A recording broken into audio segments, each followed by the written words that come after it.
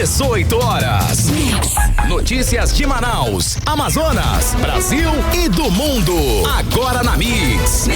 Boa noite pra você, sintonizado aqui em 100,7. É isso aí. Começa agora o programa 18 horas de hoje. Obrigada pela sua companhia. Você sintonizado aqui em 100,7. 18 horas.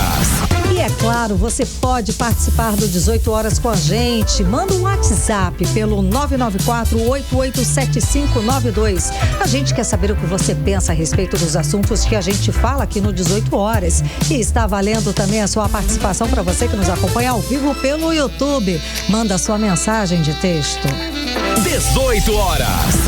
E vamos aos destaques de hoje. O levantamento revela que, além das facções criminosas, o Amazonas também é alvo dos piratas dos Solimões e das Farc da Colômbia. A Prefeitura de Manaus lança força-tarefa contra o mosquito da dengue. E vamos saber as ocorrências do temporal que marcou o começo dessa quinta-feira aqui em Manaus. 18 horas.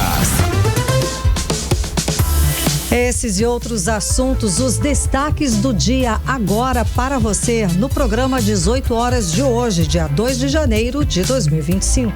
18 horas. E os radares de controle de velocidade começaram a multar desde as primeiras horas de hoje. A fiscalização eletrônica está ativa em 14 pontos da cidade com limites de 60 km por hora, não é isso, André? Isso mesmo, boa noite, Karime, ouvintes. Olha, os motoristas flagrados acima da velocidade permitida recebem multas que começam no valor de R$190 e pode chegar até quase R$900. E tudo isso aí com o objetivo de reduzir acidentes e, claro, melhorar a segurança no trânsito. Antes disso, os radares passaram aí 7 meses operando de forma educativa, isso sem aplicar multa. André, mas agora é dos Vale, é para valer mesmo, dos Vera. E quem ultrapassar o limite vai ser multado. Mas será que os motoristas estão preparados para essa mudança? O repórter Kennedson Paz acompanhou o primeiro dia de fiscalização e traz os detalhes agora com a gente. Boa noite, Kennedson. Então, já temos aí algum balanço, algum número de multas aplicadas nesse primeiro dia, Kennedson? Boa noite. Oi, Karime, muito boa noite para você, para todos que acompanham aqui o 18 horas da Mix. Então, esse balanço ainda não foi divulgado por hoje ainda, só que a gente tem um cenário que é de período chuvoso, onde o volume de velocidade acaba reduzindo bastante nesse período mais chuvoso, acaba resultando em congestionamentos e com isso, com certeza, o número de multas deve ter sido até menor do que o esperado para esse primeiro dia, que vai cobrar todas as multas, mas muita gente já começou a ficar com medo, Karine. Sem dúvida, já ficar atento. Vamos lembrar que também que a gente está em recesso escolar, tem muitas fábricas também que estão em recesso. Sim, estamos em período de recesso no distrito industrial. Pronto, então o volume de carros aí circulando está um pouquinho menor, né? Sim, já começa a ficar, na realidade já estar menor durante esse período, justamente por conta desses fatores já mencionados. Agora, tem algumas relações em relação ao valor de velocidade, né? Quando que a velocidade, ela está ali a 60 km, 40, você sabe disso daí, Karime? Não, esse valor da multa, né? Isso, não sei. Em relação à velocidade. Por exemplo, qual via que você consegue seguir em 60, 40 no máximo? Cada via tem um limite. Exatamente, cada via tem um limite de velocidade. Por exemplo, em vias urbanas, existem algumas cidades que têm aquelas famosas vias rápidas, que daí você tem uma velocidade média de 80 km por hora, é o máximo permitido naquela via. Aqui em Manaus não tem essas vias muito rápidas dessa forma, porque geralmente elas têm um fluxo contínuo, não tem nenhum local para você acessar, para dobrar, são vias realmente rápidas, como o nome já diz. Agora, em vias arteriais, que são essas grandes, principais, Avenida Constantino Nery, Djalma Batista, Governador José Lindoso, o nível de velocidade máximo é 60 km por hora. E aí também tem aquelas avenidas coletoras, que são aquelas vias alternativas. Para poder chegar a uma via principal, tem as vias coletoras. Ali o resultado é de 40 km por hora no máximo permitido. E naquelas vias mais dentro do bairro mesmo, bem dentro do bairro, o limite máximo é de 30 km por hora. Nem sempre é isso que a gente vê na realidade das ruas, só que são essas as regras segundo o controle nacional, né? O Código de Trânsito Brasileiro, essas são as regras, só que nem sempre a gente vê isso nas ruas, né, Karime? Sem dúvida, a gente vê muito apressadinho, digamos assim, né? Agora, tem um recado para essa gente, Karime. Conta. O recado para os apressadinhos é porque agora as multas, a partir de janeiro, começou hoje, já estão valendo essas multas para você que exceder o limite de velocidade até 20%. Esse valor da multa, ele chega ali ao valor de R$ 130,16. E aí você também vai ser aplicado com uma multa de 4 pontos na carteira.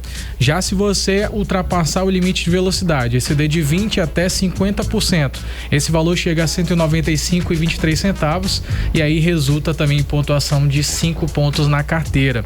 E aí, se você exceder acima de 50%, esse valor já é multiplicado por 3. Então, o resultado dessa multa pode chegar a quase R$ 900. O valor certinho é R$ 880,41. Então, com certeza, isso faz muita diferença no bolso de todos os motoristas que pode receber uma multa dessa de modo eventual dessa forma, né, Karime? Sem dúvida, fora os pontos da carteira, né? Exatamente. Nesse último caso, como eu já mencionei, se você avançar acima do limite permitido, por exemplo, o limite permitido 60 km por hora, é o limite máximo daquela via.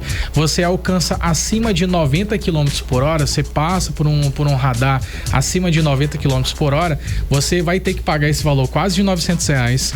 São 7 pontos na carteira. Além disso, você vai ficar com a sua carteira nacional de habilitação suspensa por um período ali que chega até 8 meses e você ainda vai ter que fazer um curso de reciclagem para você aprender a conduzir os veículos pelas vias. Nossa, são várias sanções aí, é o máximo do máximo, mas é justo, eu acho justo. É justo, né, com certeza. É justamente porque, segundo os especialistas, segundo o próprio Instituto Municipal de Mobilidade Urbana, a maior causa de acidentes fatais aqui em nossa capital é devido a exatamente o excesso de velocidade. Por conta disso é que essas alternativas estão sendo implementadas aqui na capital. Lembrando que os radares começaram a ser instalados há aproximadamente 7 meses. Era de forma educativa, até o dia 1º estava sendo de forma educativa. As pessoas que excediam demais a velocidade eram notificadas pelo Instituto Municipal de Mobilidade Urbana já para alertar, olha, nesse ponto tem radar e é necessário reduzir a velocidade. Então, basicamente foi isso que a prefeitura fez, mas a partir de hoje, realmente quem se exceder vai realmente ser multado. Agora tem um detalhe importante em relação a outros pontos da capital, porque o prefeito de Manaus esteve aqui na Mix, já adiantou muitas coisas que vão acontecer nesse ano.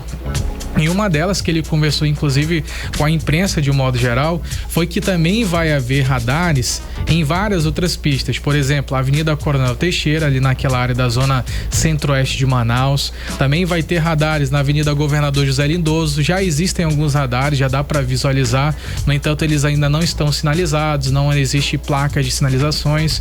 É necessário que tenha todas essas identificações para que isso aconteça. Também vai haver lá na Avenida Torquato Tapajós, já na Avenida Torquato Tapajós é um caminho que eu faço regularmente, já vi que estão sinalizados em vários pontos, por exemplo, ali bem próximo à entrada da Alvorada já tem alguns radares, estão sinalizados, ali no sentido contrário também sentido aqui, centro-bairro. Só pra gente esclarecer, esses radares, para começar a multar a valer mesmo, precisam estar sinalizados, o motorista tem que ter essa visão, tá sinalizado, está multando, não é isso? Exatamente, tá valendo. Exatamente. Segundo o Código de Trânsito Brasileiro, é necessário que tenha todas essas identificações, as identificações da placa, para que até mesmo os próprios radares, Karime, inclusive, eles precisam estar visíveis. Então, quando esses radares não estão visíveis, é uma infração também. É uma infração também, está irregular. Certo. E alguns casos, por exemplo, caso as pessoas venham a ser multadas em um dos pontos que ela considera que, olha, eu passei na velocidade irregular, então deve ter alguma situação aí diferente. Tem alguma coisa errada, então, e aí faz o quê? Esses condutores, eles podem recorrer a essa decisão, eles vão ter que procurar os órgãos competentes, e aí, inclusive, dá até para saber também se aquele radar, ele está dentro da regularidade, porque eles também passam por uma verificação, para saber se eles estão medindo a velocidade de forma correta. Inclusive, tem até um limite de 7 km a mais ou para menos, então, basicamente, as pessoas têm que ficar atentas a tudo isso e podem recorrer sim. E aí tem um prazo para que isso aconteça. Só lembrando em relação ao número de acidentes de trânsito fatais, de mortes, né, que resultaram em acidentes fatais, foram 292 pessoas que morreram. Infelizmente, foi foi um número muito grande. Ano passado foi apenas... Ano passado não, né? Agora já estamos em 2025. Em 2023, o número de acidentes fatais foi de 228. Então vale ressaltar muito, a importância de a gente continuar com atenção no trânsito para evitar novos acidentes, que o trânsito flua melhor nesse ano de 2025, Karime. Exatamente, é o que a gente quer também. Kennedson, muito obrigada pelas informações, obrigada pela apuração. E é isso aí, né? Os radares não estão ali nas principais vias só para multar, mas para salvar vidas. Esse é o objetivo. Controlar a velocidade nas vias ajuda a evitar acidentes graves e, como a gente falou aqui, muitas vezes fatais. Quando o motorista reduz a velocidade, ele ganha tempo para reagir e evita colocar em risco a própria vida e, é claro, a vida das outras pessoas, não é, André? Olha, Karime, segurança no trânsito é uma questão de responsabilidade. Os radares ajudam a disciplinar o fluxo nas vias, principalmente em áreas onde o risco de atropelamento é maior. E é uma ferramenta indispensável para um trânsito mais seguro e humano. E já está mais do que provado, nós falamos aqui que os radares reduzem acidentes e o número de mortes no trânsito. É uma questão até de civilidade. Na estrada do turismo, por exemplo, o ano passado, 17 pessoas morreram em acidentes de trânsito e a maioria por causa da alta velocidade. O que se espera agora, é claro, é que esse número caia drasticamente. 18 horas. E 2025 começa com um novo desafio na segurança pública do estado do Amazonas, que está em crise.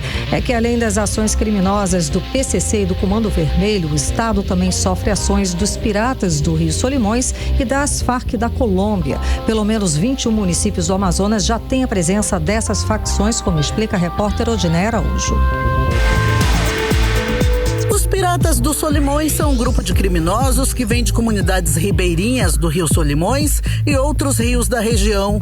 Eles têm muito conhecimento da área e desde 2022 a Polícia Federal tem intensificado a fiscalização contra esses piratas que atacam navios, balsas e garimpeiros. O grupo chegou a se passar por policiais e usava lanchas com a inscrição da Polícia Federal. De acordo com a pesquisa Cartografia da Violência, os Piratas do Solimões são um dos novos grupos criminosos com atuação aqui no Amazonas. Ainda conforme o estudo, publicado no fim do ano passado, o Comando Vermelho domina 10 cidades do interior do Amazonas e os Piratas do Solimões controlam 3 municípios. Já o PCC atua diretamente em Manaus, Rio Preto da Eva e São Paulo de Olivença. Mas o Comando Vermelho também está na capital. Em Manaus e Rio Preto da Eva, inclusive, já ocorreram muitos confrontos entre essa facção e o PCC. Já nos municípios Japurá e São Gabriel da Cachoeira, as facções colombianas, como as Farc, comandam o crime junto com o Comando Vermelho. O cientista social e professor da Universidade Federal do Amazonas, Luiz Antônio Nascimento, diz que o governo do estado deveria contratar os serviços de cartografia. Seria talvez interessante que o governo do estado contrate os serviços da cartografia da violência. Porque eles têm informações bastante contundentes sobre a dinâmica da violência, como que ela se organiza, em especial como que o crime organizado está se territorializando no Amazonas. E ao mesmo tempo, e agora falando de forma mais contundente, não há possibilidade nenhuma de você pensar em mudar esse quadro 2025 quando você olha para 2024, e agora a gente já consegue fazer balanço. Veja, o governo do estado não fez nenhuma operação desmontando organizações criminosas. O governo do estado não fez nenhuma operação desmontando esquemas de lavagem de dinheiro oriundas de operações criminosas. O governo do estado não apresenta nenhum resultado efetivo de fortalecimento interno das instituições de polícia com vistas a enfrentar esse tipo novo e essa forma nova que eu digo de organização, de territorialização do crime. No total, segundo a pesquisa, 21 municípios do Amazonas têm presença dessas facções. Em pelo menos 8 municípios, o crime é comandado por mais de uma facção. Para o cientista social Luiz Antônio Nascimento, esses números revelam que o Amazonas hoje está refém do crime organizado. Na verdade, nós estamos diante de um estado refém, de um estado que está como aquelas cenas de filmes de aventura, de combate, etc. É como se o estado tivesse de joelhos com a espada de dama na sua cabeça. O Estado do Amazonas precisa, com urgência, primeiro, chamar o concurso público imediatamente. Pelo Amazonas passam drogas vindas dos países andinos. Os rios Solimões, Japuraí e Içá, que se conectam com vários afluentes, são usados como rotas para o narcotráfico. Odneia Araújo para o 18 horas. Você está ouvindo 18 horas. Política. Agora em Manaus, 6h17. Vamos falar dos bastidores da política com Cíntia Blink. Cíntia, boa noite, Cíntia. Então, o que temos aí de rescaldo ainda das posses dos prefeitos e vereadores por todo o estado do Amazonas? Boa noite. Boa noite, Karime. Então, tivemos a eleição, ela foi bem mais tarde do que a gente entrou. Tivemos as posses, né, que daqui, né, começou bem mais tarde, não é isso? Nós perdemos o contato com a nossa analista política, Cíntia Blink. Daqui a pouquinho a gente volta a conversar com ela. Olá. Olá, já, Blink? Olá, vamos lá. A posse começou um pouquinho mais tarde, né, aqui de Manaus. Bem mais tarde, na verdade. Porque eu penso que na cerimônia do teatro, teve toda aquela movimentação, fotos com o prefeito, enfim, a solenidade até pede isso.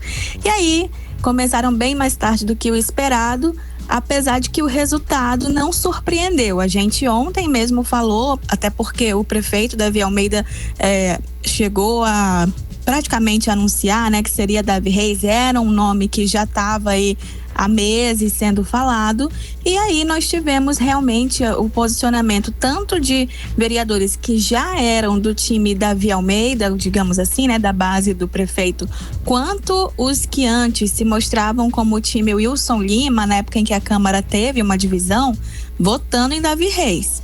O que a gente teve que distor disso, porque Rodrigo Guedes apresentou mesmo ali ele como uma possibilidade para ser presidente, e ele conseguiu ter 5 votos. O dele mesmo, o do capitão Carpê, Salazar, Zé Ricardo, ele mesmo, né? Enfim, no fim dá 5. E aí, a gente teve um voto em branco do Coronel Rosses. E ele disse que o voto em branco dele foi um voto de protesto, porque ele não queria votar em Davi Reis, mas ao mesmo tempo a oposição não conseguiu se articular para formar uma chapa que pudesse bater de frente aí com Davi Reis. O que era muito difícil de fazer realmente. O Rodrigo Guedes pediu a palavra, pelo regimento ele poderia falar por até 5 minutos. Perdão, eu esqueci o nome do Rodrigo Sá, como que também votou no Rodrigo Guedes, formando aí os 5. Então ele pôde falar por 5 minutos, ele trouxe à tona toda aquela questão da primeira gestão de Davi Reis, que teve muito escândalo, isso está registrado aí, né? Falou também que os vereadores que se colocaram como oposição até outro dia, quando se colocaram como oposição e votaram em Caio André, votaram por uma Câmara mais independente, e que agora ele não está entendendo se posicionarem a favor de Davi Reis. Enfim, fez lá o discurso. Davi Reis teve a oportunidade de discursar também, mas falou que não queria ocupar o tempo dos colegas. E aí, teve a votação. Davi Reis venceu de lavada, 35 contra 5 votos. E temos aí uma mesa diretora, né? Davi Reis, presidente. Nós temos Jander Lobato como primeiro vice-presidente. Existe uma chance muito grande da gente ver o Jander Lobato na maior parte das direções dos trabalhos.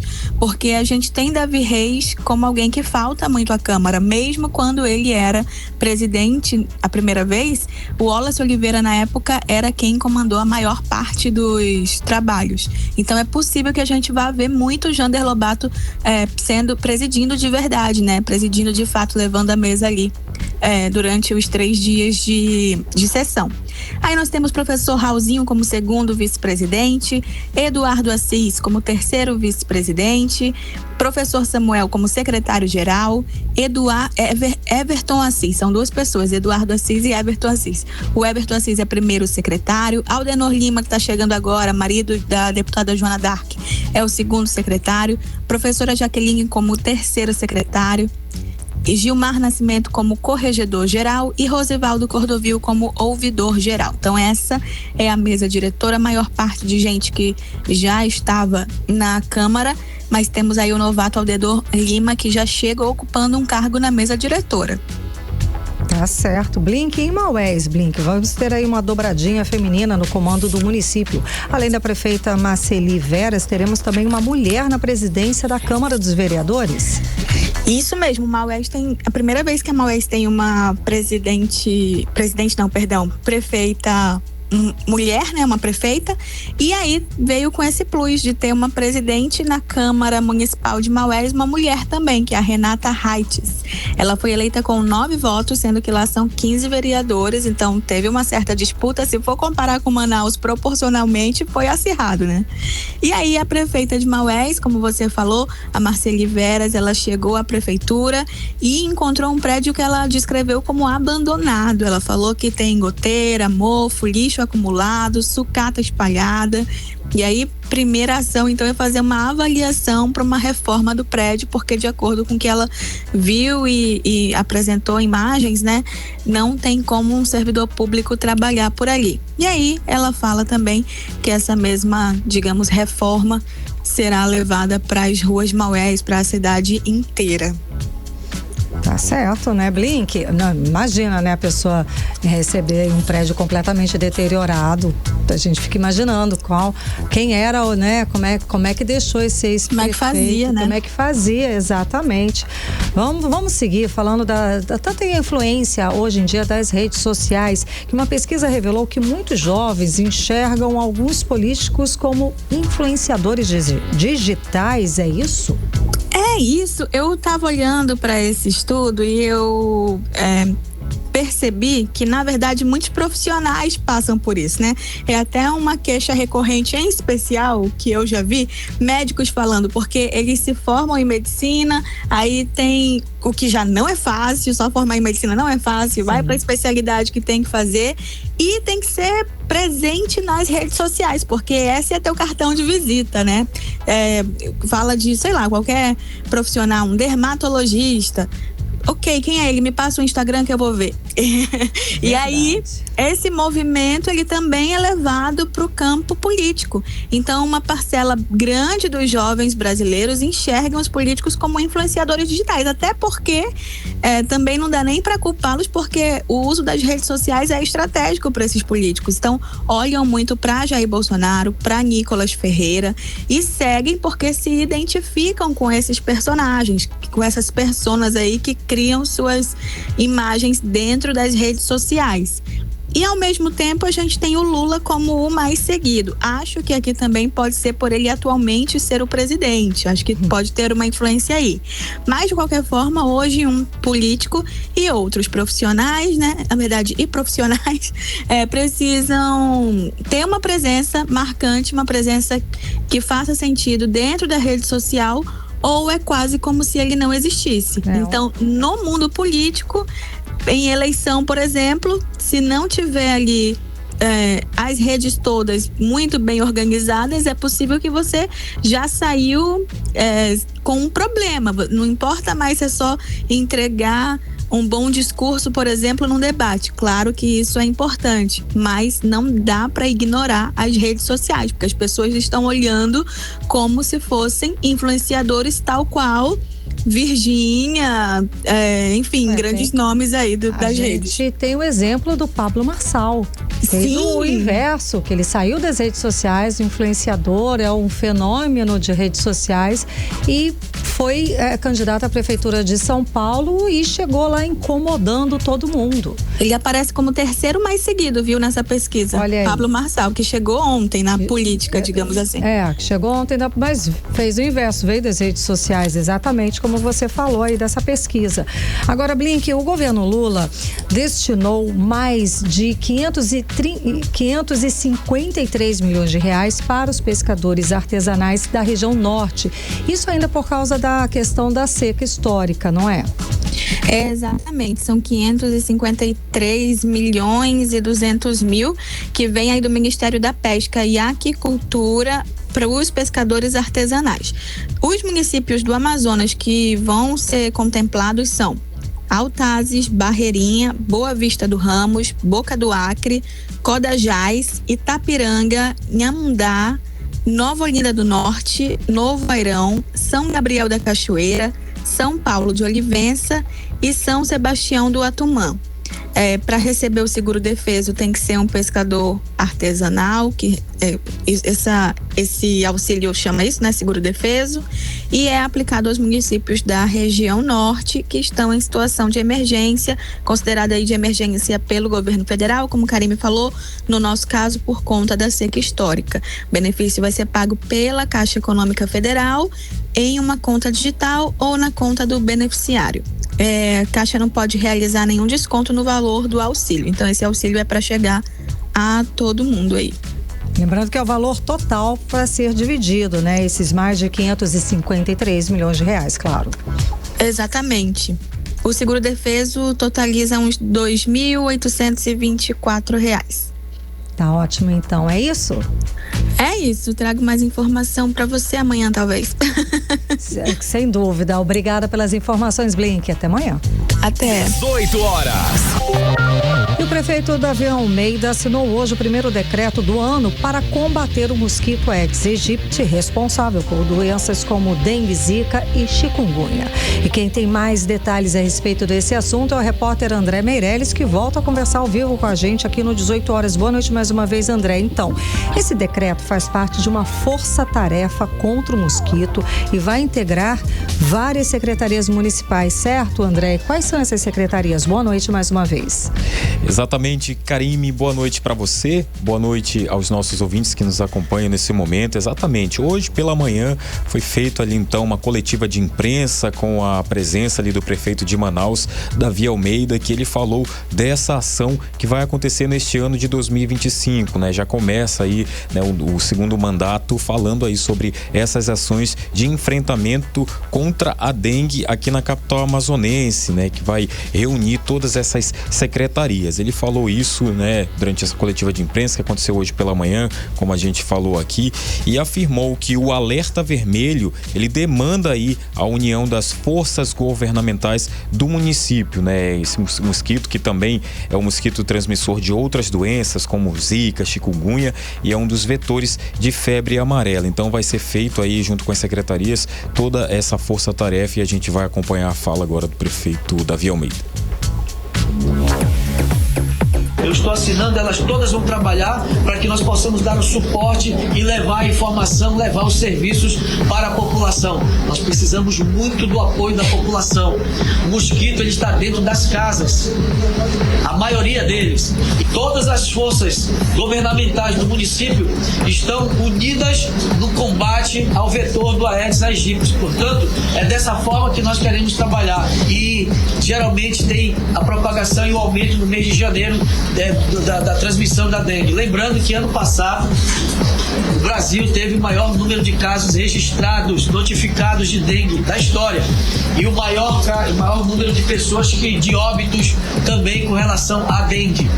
E isso faz com que a gente acenda esse alerta vermelho. Visitamos 27 mil residências, 27 mil estabelecimentos. E o resultado dessa pesquisa, ele nos acendeu o alerta vermelho de que nós precisamos fazer a nossa parte dentro de casa. Pneus descartados de forma indevida, balde de água armazenada dentro de casa, calha de telhado, tudo isso a gente tem trabalhado. 18 horas. Tá então, Karime, prefeito de Manaus, Davi Almeida, que também ali durante ele assinar esse documento, ele falou aí sobre essa integração das secretarias, que é secretarias de saúde, limpeza, do meio ambiente, infraestrutura, finanças, educação, comunicação e, claro, o Instituto Municipal de Planejamento Urbano, né? Essas secretarias vão trabalhar aí na realização das ações estratégicas, tudo isso para o enfrentamento do Aedes aegypti, né? A dengue. E a gente, inclusive, tem aqui os dados que foram confirmados. Agora, no ano passado, 2024, o número de casos de dengue chegou a 2.626 e 2 mortes foram confirmadas aqui em Manaus, segundo aí o informe epidemiológico de arboviroses, 2 mortes confirmadas. Já no total aí no geral do Brasil registrou mais de 6,6 milhões de casos prováveis e 5.915 mortes pelas doenças já confirmadas, isso só no ano passado, agora em 2024, né? O número de mortes, inclusive, é 5 vezes maior do que o registrado em 2023. Inclusive, tem até o que o Sistema Único de Saúde, o SUS, está aplicando desde fevereiro de 2024 a vacina contra a dengue, né? Em adolescentes aí de 11 a 14 anos, que é a faixa etária que concentra o maior número de hospitalização depois de pessoas idosas que não podem receber ainda o imunizante, né? O esquema vacinal é composto por 2 doses com intervalo de 3 meses, né? Entre elas, as doses do imunizante Qdenga estão disponíveis em mais de 60 salas de vacinas gerenciadas pela Rede Municipal de Saúde. Karime. Obrigada pelas informações, André Meirelles. 18 horas. Previsão do tempo. Segundo informações do Clima Tempo, para amanhã a previsão é de tempo nublado com chuva na parte da manhã. Na parte da tarde e à noite só deve garoar um pouquinho, mas sem previsão de tempestades. A mínima prevista 25 graus, a máxima pode chegar a 29 graus. As chances de chuva são de 82%. A umidade relativa do ar fica entre 76% e 94%. Você está ouvindo 18 horas. E o Rio Negro subiu mais 36 centímetros nesses 2 primeiros dias de 2025. Foram 18 centímetros na quarta e mais 18 centímetros hoje, quinta-feira, elevando o nível das águas no Porto de Manaus para 18 metros e 58 centímetros. 18 horas. E a quinta-feira começou com uma forte chuva aqui em Manaus. Uma tubulação se rompeu na rua Esperança, no conjunto Riacho Doce, na zona norte. A força da água levou lixo e entulho para dentro das casas. O repórter Kennedson Paes tem mais detalhes a respeito desse assunto e volta a conversar ao vivo com a gente aqui no 18 horas. Boa noite mais uma vez, Kennedson. Quantas casas foram atingidas nessa situação? Karime, então, segundo as informações atualizadas da Defesa Civil, no total ali, mais de 10 casas aproximadamente, só no Riacho Doce foram atingidas por essa situação. A gente sabe que nesse período de inverno amazônico, geralmente o volume de água é muito alto. E aí, por conta dos efeitos El Niño, por conta do efeito climático que está acontecendo agora, a gente percebeu que ao longo do ano de 2024 choveu menos, certo? E Sim. Aí, quando as chuvas, elas ocorrem novamente aqui em nossa capital, em todo o nosso estado do Amazonas, o volume de água, ele é muito superior ao que deveria ser para uma média diária.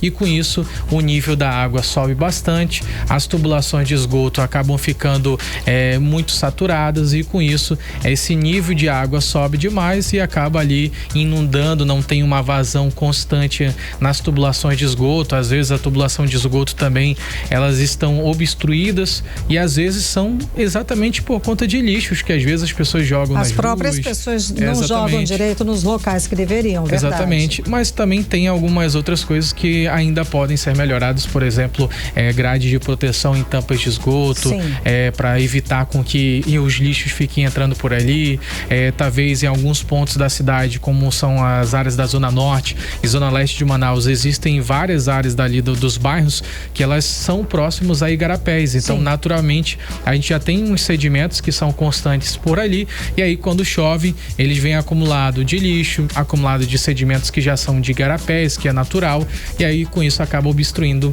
esses córregos. No caso desta da área da Zona Norte de Manaus, do Riacho Doce, várias casas foram atingidas, como já mencionei.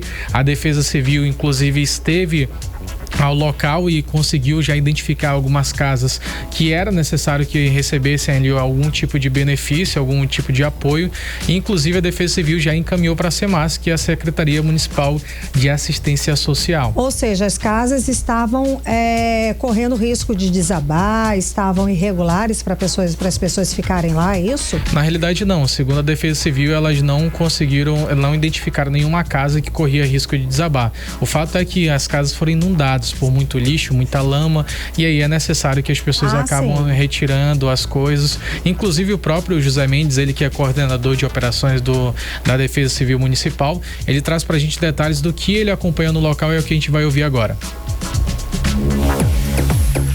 Foram 11 ocorrências, todas decorrentes às fortes chuvas em Manaus, inclusive na zona norte e leste. Estamos saindo aqui da zona norte, aqui no Riacho Doce, onde várias casas foram afetadas devido a um muro que desabou junto com uma calçada, estourando a drenagem de esgoto e aí invadiu as residências. Ficou muito lixo e lama na rua, causando tumulto às famílias. A rua ficou toda inundada, com um monte de entulho. De pronto, nós acionamos a Secretaria de Infraestrutura para dar uma olhada nos bueiros, para fazer a recuperação, e acionamos a CEMUSP agora há pouco. Ela acabou de fazer a retirada de todos os entulhos, de todos os dejetos que estavam na rua, desobstruindo e dando acesso às famílias. Então, de pronto, hoje foram 11 ocorrências na cidade de Manaus e todas foram atendidas. Inclusive, estamos atendendo agora, inclusive a última ocorrência no bairro Colônia Antônio Aleixo. 18 horas. Bairro Colônia Antônio Aleixo, aí enumerado pela própria Defesa Civil Municipal, que é um dos bairros mais afetados. Agora foi inclusive feito um mapa para poder localizar quais eram os bairros mais afetados nessa manhã de quinta-feira. Estão ali vários bairros da Zona Norte, como bairro Nova Cidade, Cidade Nova, Colônia Terra Nova, Colônia Antônio Aleixo, na Zona Leste de Manaus, Jorge Teixeira. São alguns pontos já frequentes que geralmente nesse período do ano a Defesa Civil Municipal já fica mais atenta, porque sabe que podem ocorrer ocorrências nessa região justamente devido a estarem próximas a áreas de igarapés, e aí é quando a situação acaba sendo prejudicada. A recomendação para a população de modo geral que vive em áreas afetadas, em áreas que você sabe que tem algum tipo de problema que geralmente ocorre em períodos chuvosos, a recomendação inicial é sair da casa se for possível, ir para a casa de algum familiar, algum amigo, para pelo menos passar durante esse período, porque pode evitar acidentes, evitar até mesmo fatalidades. Salvar vidas, né? Exatamente, como já aconteceu lá no bairro Jorge Teixeira, deslizamento de terra. Então as pessoas que moram próximo a áreas de risco sabem exatamente onde moram, sabem dos riscos. Observe ali alguns sinais, por exemplo, de deslizamento. Você pode observar no solo sinais de rachaduras. Quando começam a apresentar sinais de rachaduras nessas regiões de solo, áreas de mato, você já precisa ficar atento, porque pode haver um deslizamento de terra. E aí você pode entrar em contato com a Defesa Civil, um corpo de bombeiros, já alertar as autoridades para que possam tomar alguma providência, até mesmo para salvar outras vidas naquela localidade. Sem dúvida, na sua vizinhança. Então tá, 199 é o DISC da Defesa Civil aqui em Manaus. Então, se você observou qualquer desses pontos que o Kennedson acabou de trazer pra gente, se você tá em dúvidas a respeito da segurança de onde você está ou da rua onde você mora, liga 199, que é a Defesa Civil aqui de Manaus, não é isso, Kennedson? Exatamente, é só ligar e já pedir o socorro imediato para que eles possam tomar essa ação emergencial e conseguir tirar as pessoas do local de risco. Tá Volto ótimo. Com você, Karime. Muito obrigada pelas informações, Kennedson Paz. 18 horas. Trânsito.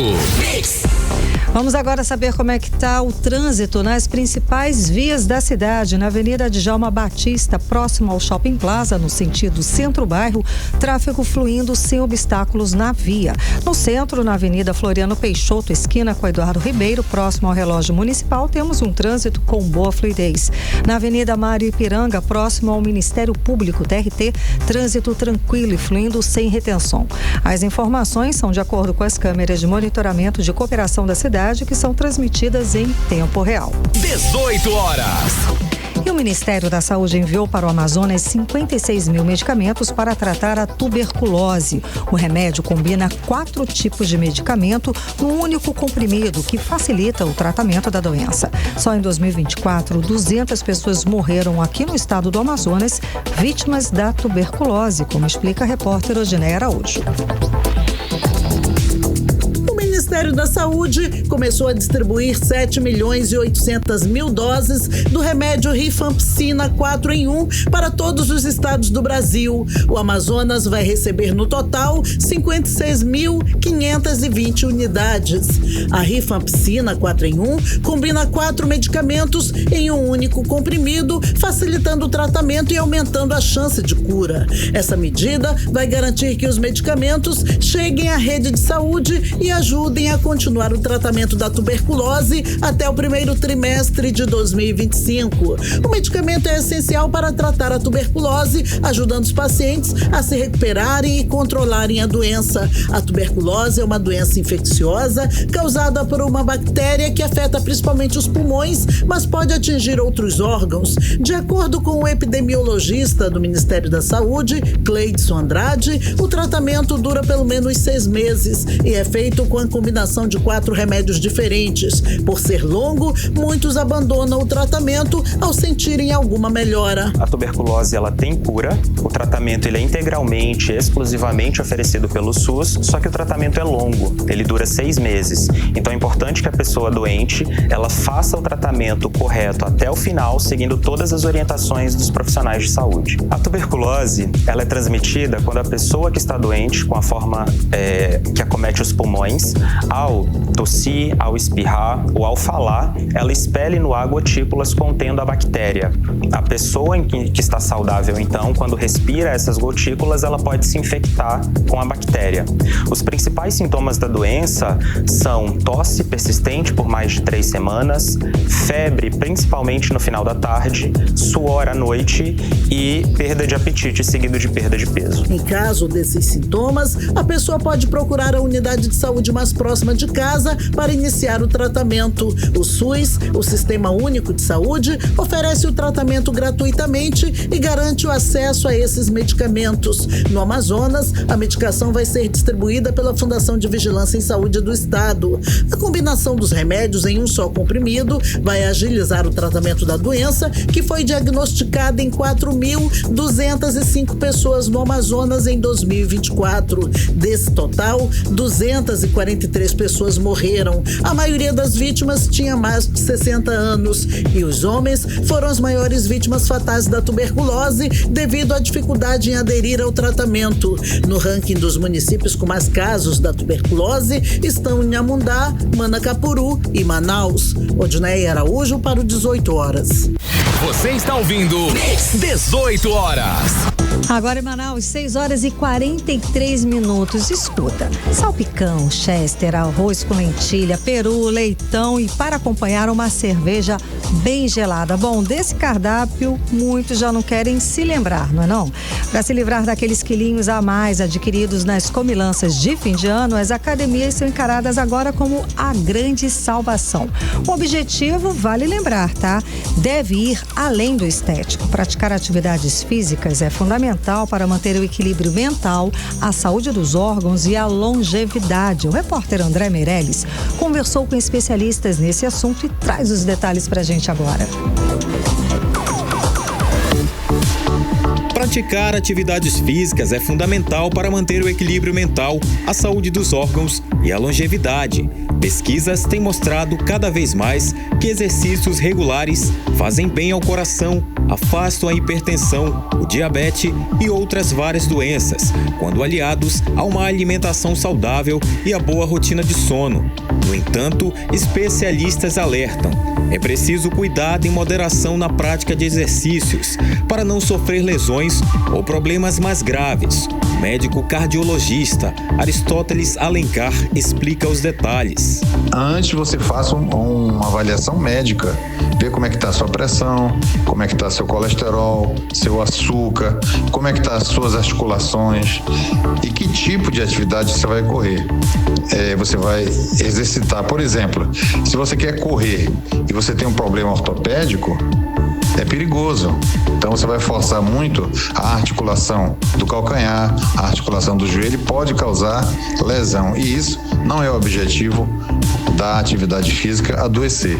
Quem ficou parado muitos dias ou está sedentário há algum tempo tem que voltar gradativamente, como explica o treinador de atividades físicas Bruno Campelo.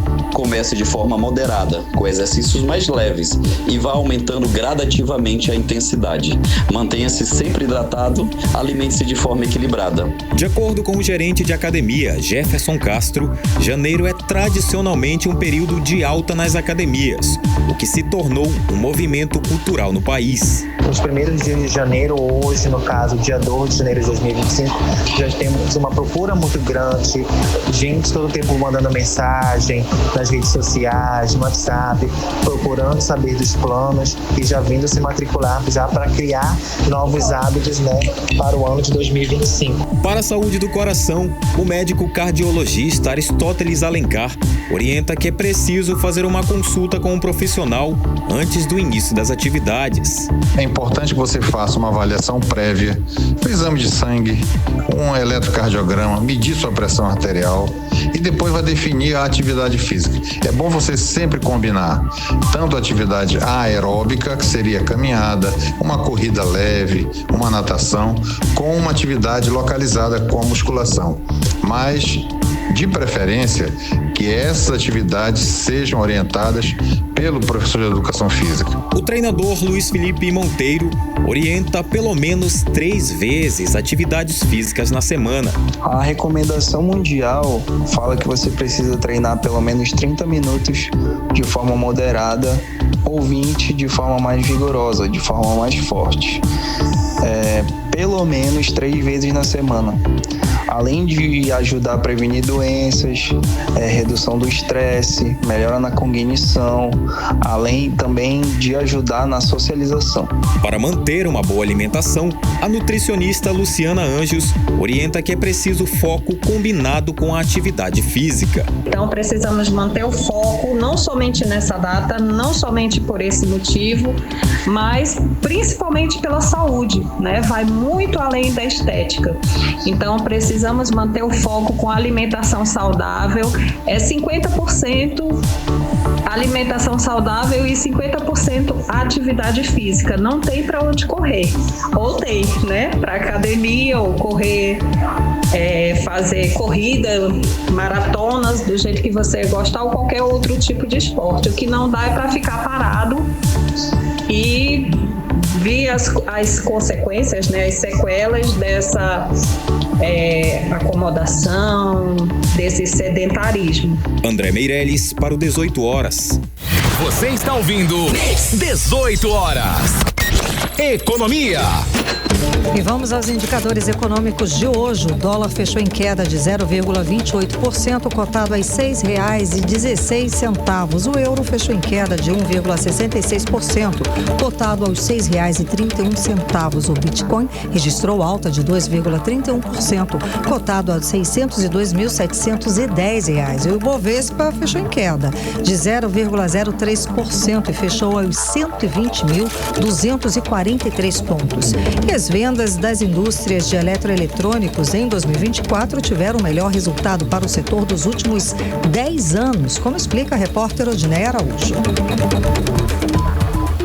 A produção de ar-condicionado registrou nível recorde em 2024. Foram mais de 4 milhões de unidades produzidas contra 2.800.000 aparelhos fabricados em 2023.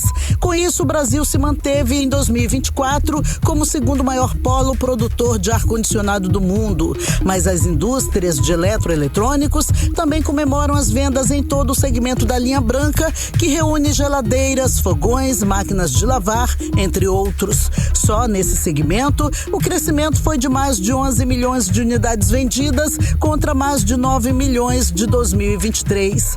No total, o ano passado foi marcado por um crescimento de 25% em todas as linhas, incluindo a linha marrom, onde estão as TVs e equipamentos de áudio. É o que informa o presidente da Associação Nacional dos Fabricantes de Produtos Eletroeletrônicos, Jorge Nascimento Júnior. Nós englobamos setores de linha marrom e segmentos. Linha marrom, portáteis, linha branca, ar-condicionado, que também é da linha branca, né? E bens de informática na Amazônia, e foi um ano extremamente positivo de crescimento e recordes históricos. Para 2025, os planos é fortalecer a entidade, que tem 35 indústrias associadas, sendo 22 delas na Zona Franca de Manaus. Isso é o que a gente almeja aí para 2025, fazer com que o setor seja ainda mais forte e que a atuação associativa da Eletros se fortaleça ainda mais, dotando um ambiente de negócio extremamente favorável para as nossas associadas. Odneia Araújo para o 18 horas. Você está ouvindo 18 horas.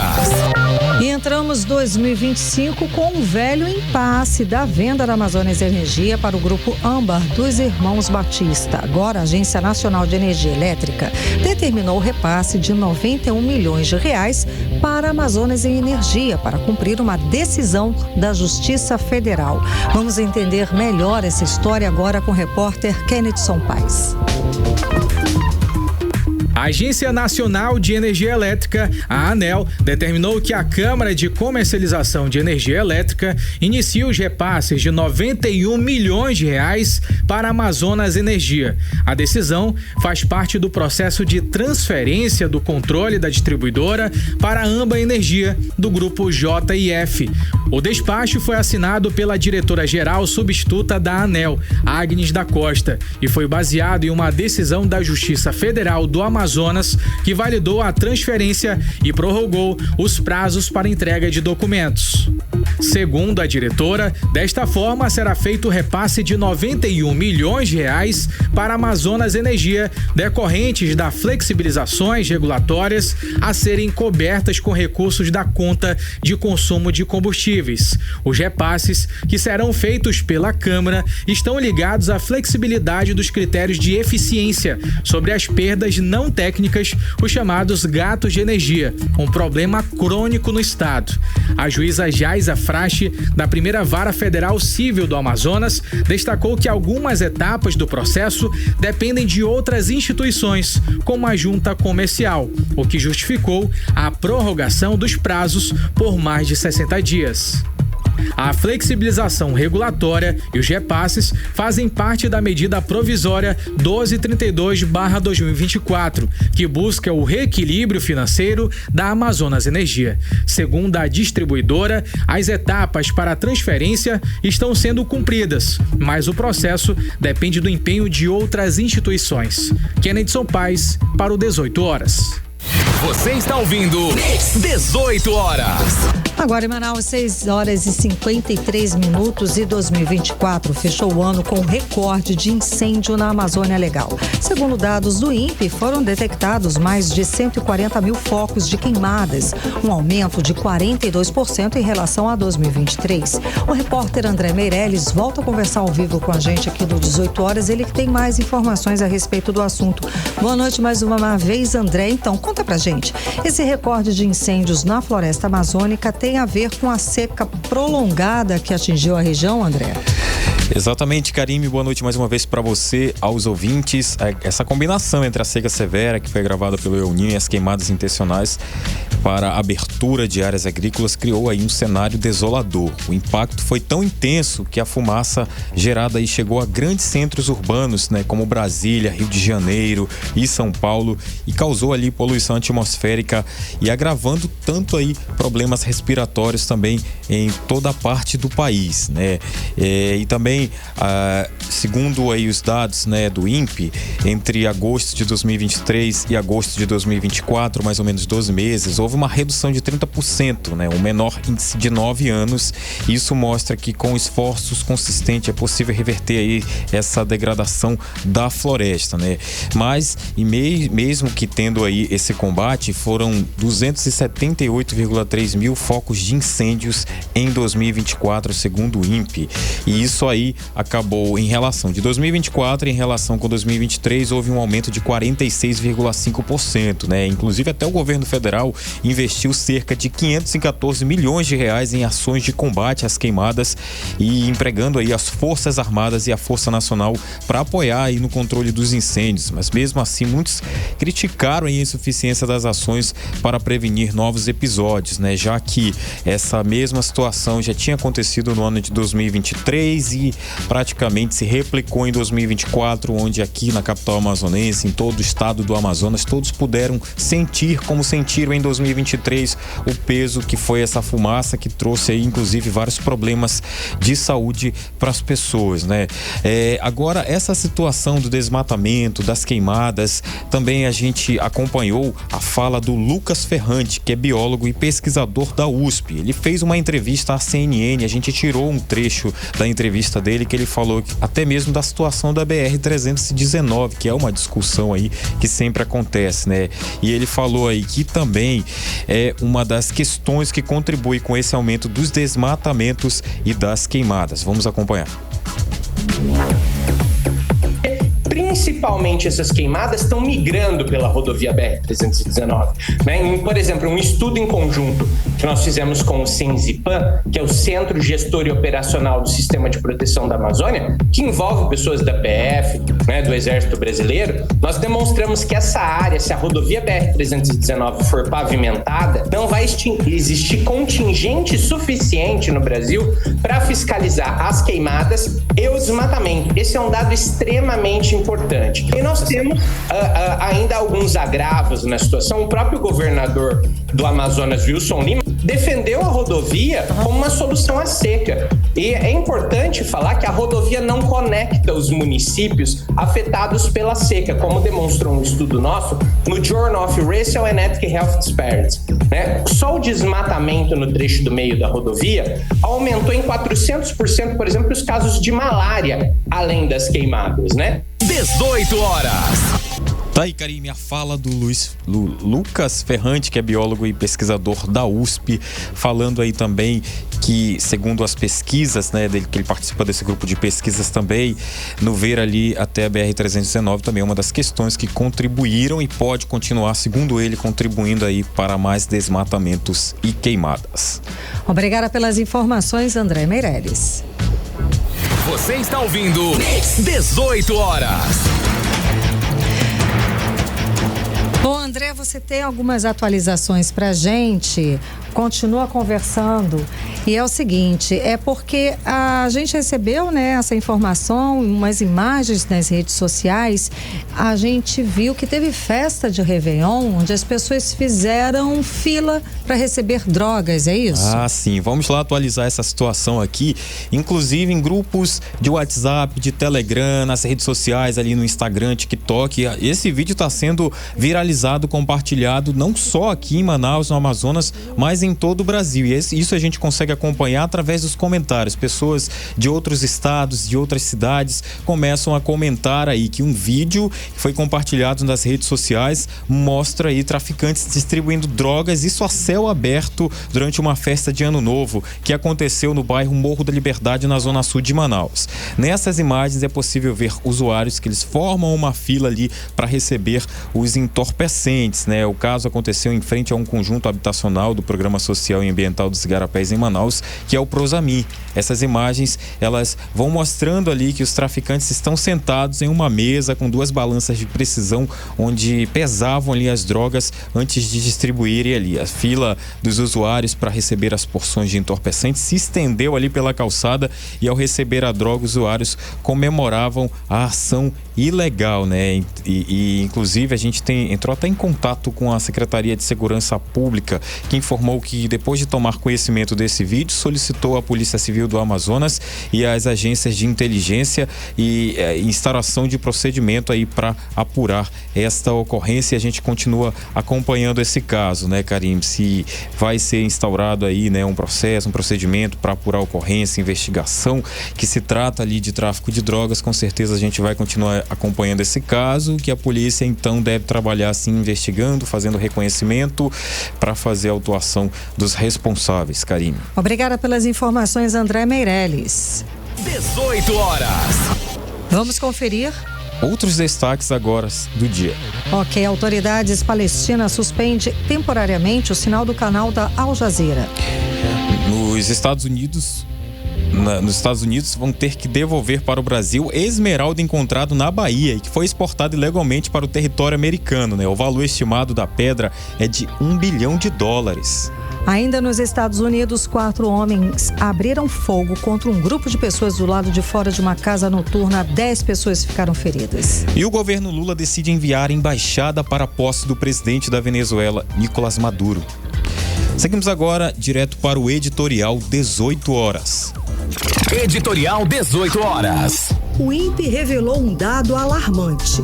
Em 2024, a Amazônia Legal registrou o maior número de incêndios em 17 anos. Uma seca prolongada que perdurou por meses devastou o bioma, agravada ainda pelas mudanças climáticas e pelo fenômeno El Niño. As consequências foram sentidas em cidades como Manaus, encobertas por densas colunas de fumaça, enquanto a população enfrentava semanas de poluição sufocante.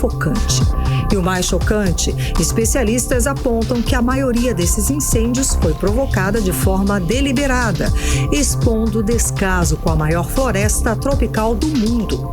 Agora, com a chegada das chuvas, o cenário parece dar um alívio, mas os cientistas alertam: o desmatamento contínuo pode transformar a Amazônia em uma emissora líquida de carbono, acelerando ainda mais as mudanças climáticas globais. O que está sendo feito até aqui é insuficiente.